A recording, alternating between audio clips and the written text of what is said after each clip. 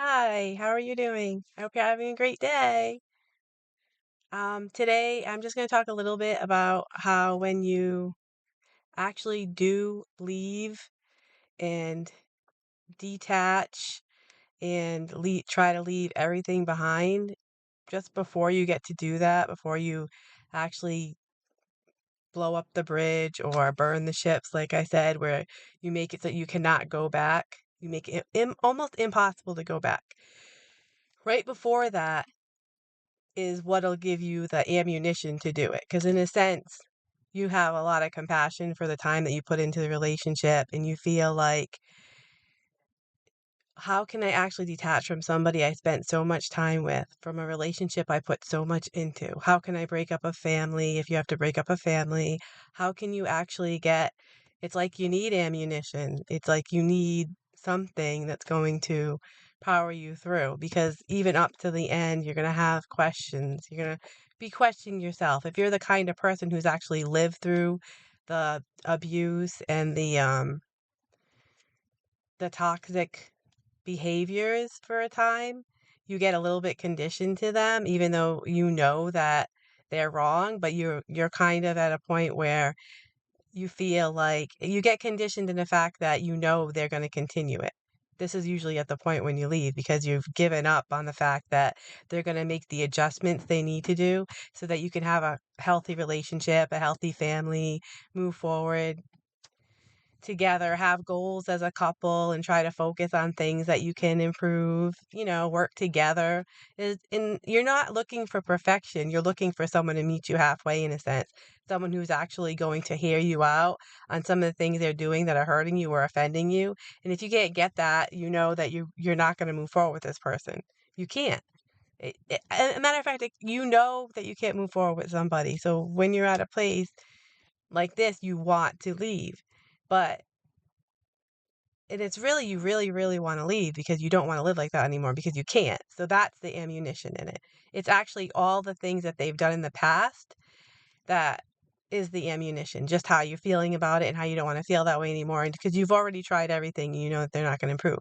So what ends up happening to some of you who might need further ammunition before you leave is they really show them true selves. Like when you start to detach, little by little, which is what you want to do. You don't want to do like a big detach unless you're in a really toxic, unsafe environment. Then you just want to leave and you don't want to say a word. You just want to plan to leave or leave in a hurry, however you have to leave if you feel like your life is in danger.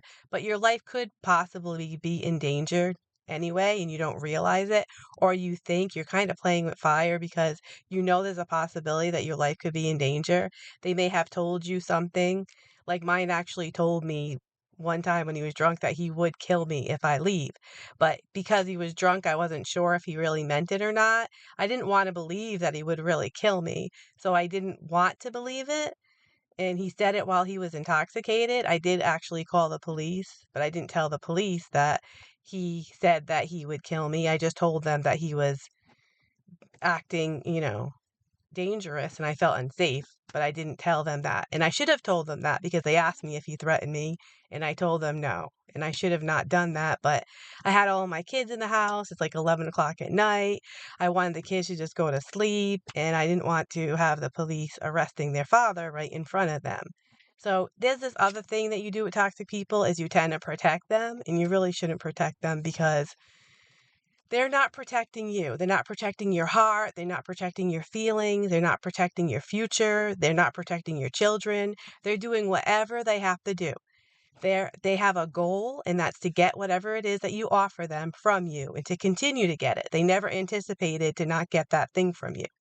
It would be like you going to work and not getting a check at the end of the day.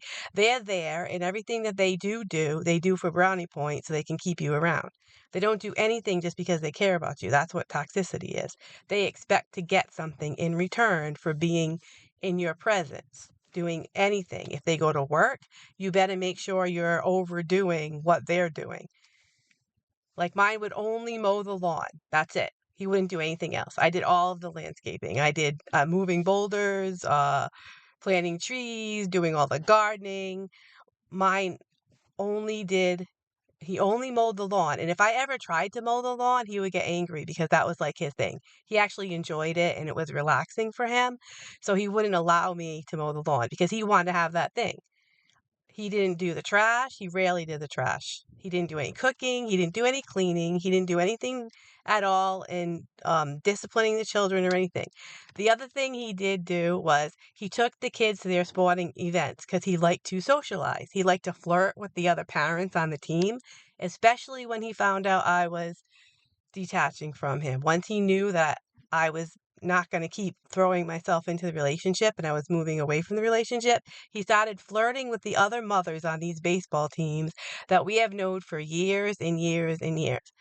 And I have proof on that because and this is what they'll do. They will flirt with your family and your friends when you're on your way out because they want to do anything they can to like draw you in again and be like, "Wait a minute, I don't want to do this." I guess they want to make you jealous so you won't leave. But in actuality, it's like ammunition. It's what sends you out the door.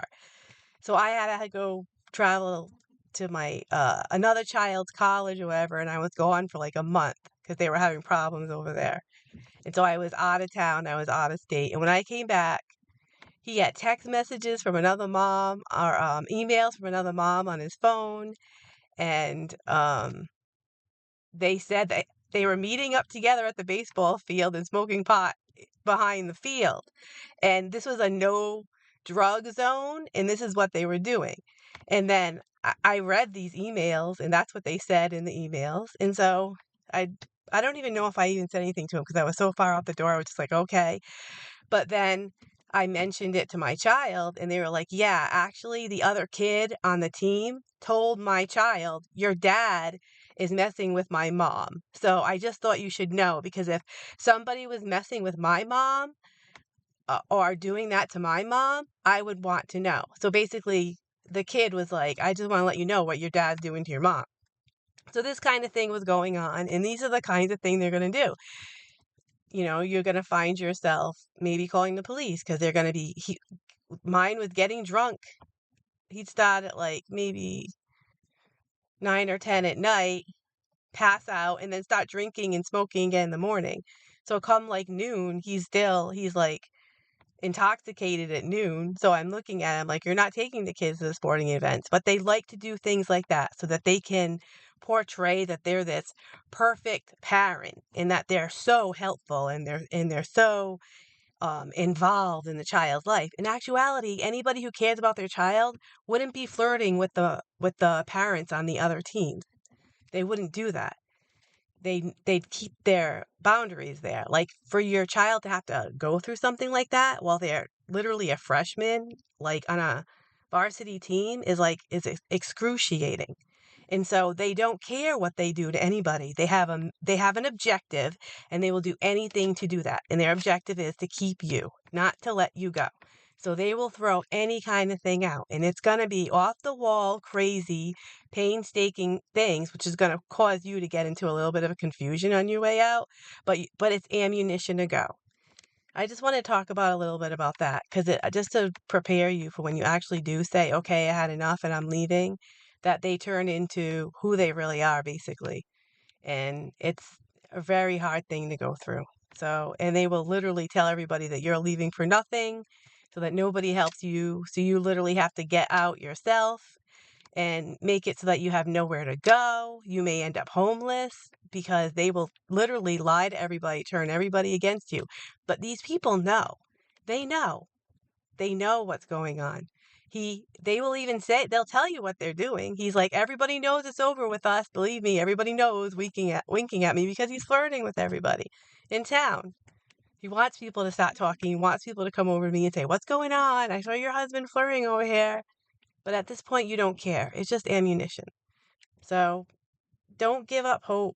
You just have to leave when it's time. It's not going to get any better. It's only going to get worse. Your happiness is at the end of all of this.